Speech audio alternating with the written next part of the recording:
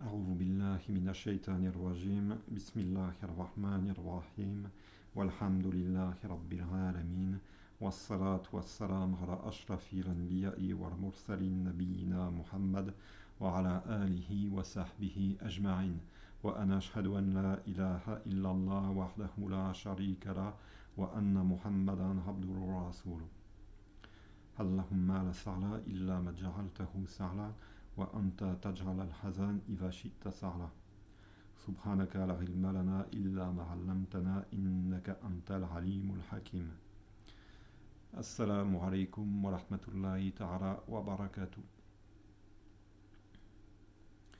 Le propre de Allah, Azza wa Jal, c'est le voilement, c'est d'être voilé. Allah est inaccessible, car pour y accéder, il faudrait qu'il existe autre que lui, qui aille vers lui à sa rencontre. Il est inconnaissable, car pour le connaître, il faudrait qu'il existe autre que lui qui puisse faire sa connaissance. Or, Allah, Azza wa Jal, est seul existant. Allah est un et unique.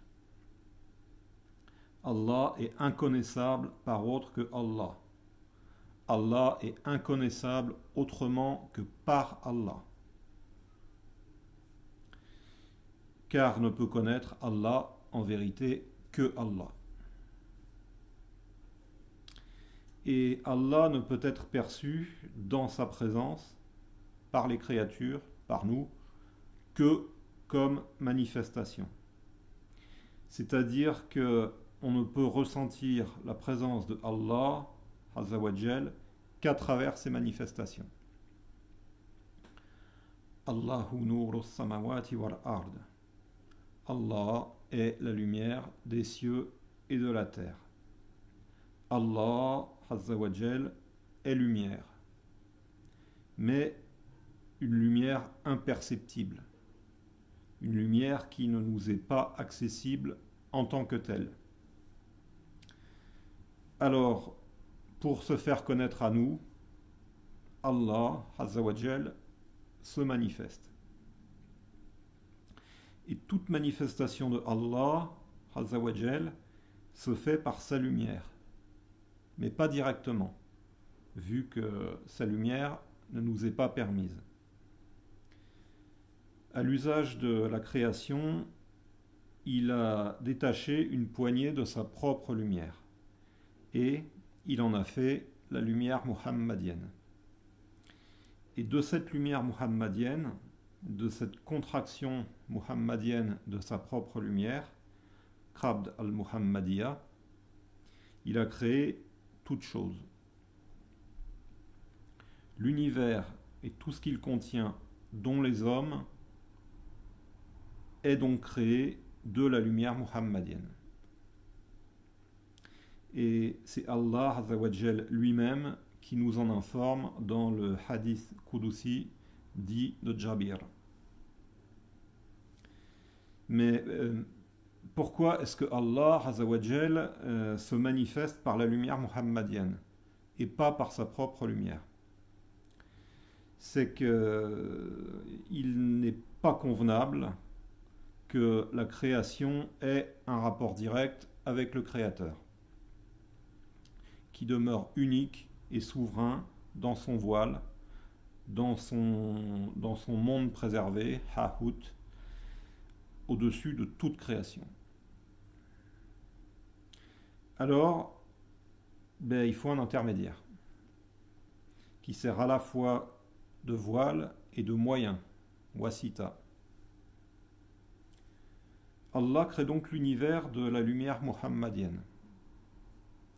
Et au-delà de ce qu'on en voit, au-delà des apparences, az-zahir, il y a donc cette réalité muhammadienne, cette hakika muhammadiyya qui se trouve au cœur de toute chose. Et cette hakika muhammadiyya, c'est une réalité intérieure, donc cachée, batin. Mais si on jouit du dévoilement, si on fait partie des gens du dévoilement, on peut voir dans toute chose sa réalité muhammadienne, sa hakika muhammadiya. Dans toute chose, donc, on peut voir cette réalité qui la fonde comme manifestation divine et qui recouvre la sagesse de sa création. Donc ce qui justifie sa création, sa présence dans l'univers. Et toute chose, même la plus insignifiante, en tant que manifestation divine, a une raison d'être. Si Allah Azzawajal a voulu se manifester entre autres créatures par le vent, il y a un sens à ça. S'il a voulu se manifester par la pluie, il y a un sens à ça. S'il a voulu se manifester par la mouche, il y a un sens à ça. Et une sagesse.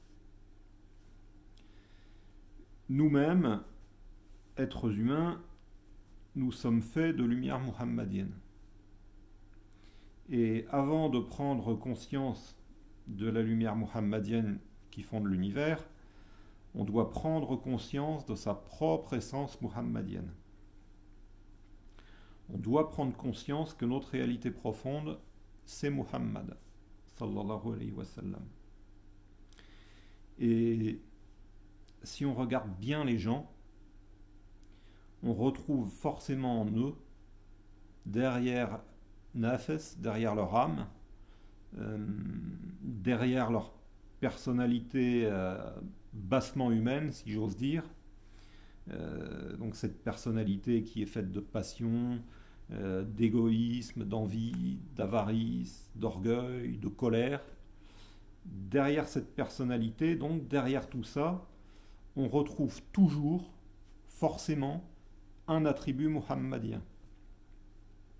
Ça peut être de la miséricorde, ça peut être de la patience, ça peut être de la mansuétude, ça peut être de la magnanimité. Chacun a en soi nécessairement un ou plusieurs attributs muhammadiens. Même un sourire, un simple sourire, c'est un attribut muhammadien.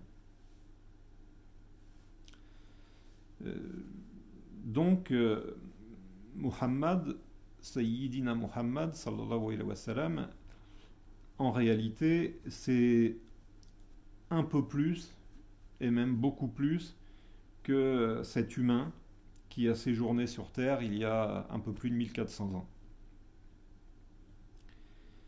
Et cet humain et les prophètes qui l'ont précédé, et qui sont eux-mêmes faits de sa lumière, ne servent en réalité qu'à réveiller en nous, par leur héritage, le Muhammad, notre Muhammad intérieur. Tous ces gens, tous ces prophètes, ces héritiers muhammadiens, sont en réalité notre reflet. Et quand on les considère bien, quand on étudie leur vie, leur sunna, on doit forcément retrouver en nous quelque chose d'eux. Ou en eux quelque chose de nous. C'est l'effet miroir. C'est obligé.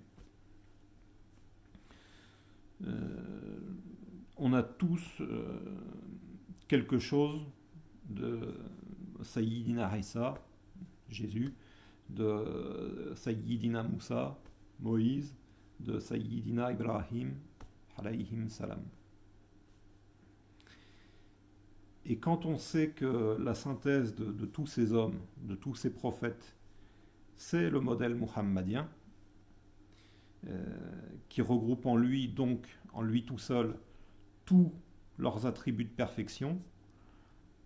Donc quand on prend conscience de ça, on prend un peu conscience de sa propre réalité muhammadienne, vu qu'on a forcément un petit quelque chose d'eux qui transparaît en nous. Et quand on a pris conscience de sa réalité muhammadienne, de sa hakika muhammadiya, eh bien on n'est plus très loin de Allah Azza wa Jal. car la Hakika Muhammadiya, c'est le voile ultime entre la création et le créateur, entre le créé et l'incréé. Et arriver à ce voile ultime, c'est arriver à la porte d'Allah, au seuil de Allah. Et quand on se tient à la porte de Allah, Azza wa Jal, avec humilité et avec le désir ardent de le rencontrer, il ne faut pas longtemps pour qu'il ouvre la porte. Mais pour arriver à ce stade, il faut un guide. On n'arrive pas à sa réalité muhammadienne en se réveillant un beau matin, en mettant son plus beau kramis, sa plus belle shashia et ses babouches de cérémonie. C'est un peu plus compliqué que ça. Car